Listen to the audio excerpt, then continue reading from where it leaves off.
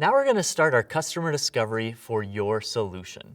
Now as we go through building our solution, we have the nice launch map for you. Just like we had the leap map, you're going to go through the nice launch map and kind of document your process and find the solution that you're going to build. So we have our problem that we gave you.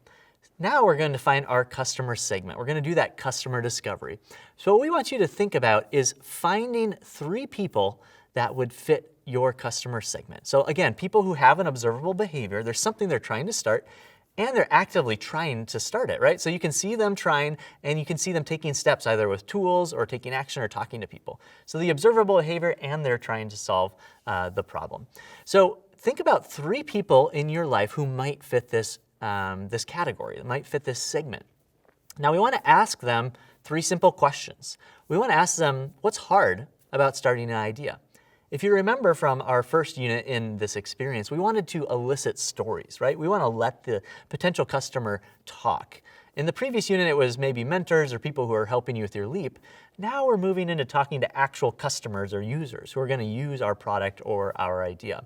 So we want to ask these people, what's hard about starting an idea? Because if they have the problem and they're actively trying to solve it, they're going to give you that information with that question. They're going to tell you that the hard thing about opening my garage door is that the cover always flips off, right? And if I just had something that was attached better and I could use my elbow maybe to automatically do it, that would be amazing, right? So they're going to elicit these stories for you and start giving you confirmation and ideas.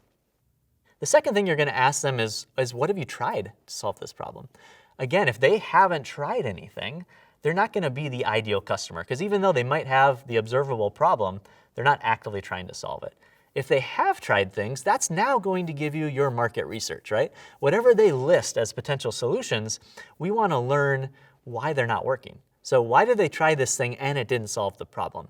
If there's things out in the world that could help someone start an idea, but they're not good enough, now you can take that information and say, okay, what was wrong with what they tried and how could I improve it, right? So now you have a very clear path to building a solution to that problem. The last question we want to ask them is what would help? So we can identify that they have the problem and are trying to solve it. We can identify what's out there that maybe isn't so great that they've tried. And we can let them kind of give us ideas of what ideally would solve the problem. So what's the world look like for them when they have the ideal solution? So find at least 3 people who are trying to build something, trying to make something, trying to start something, and ask them those questions. What's hard about starting? What have you tried, and what would help? Now you can document that on your nice launch map, and we're going to find the common responses at the end of that homework.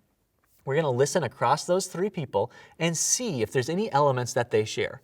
Because if we have a common problem, a common solution that's not good enough, or a common thing that they all want, now you have validation that you're on the right track towards a solution.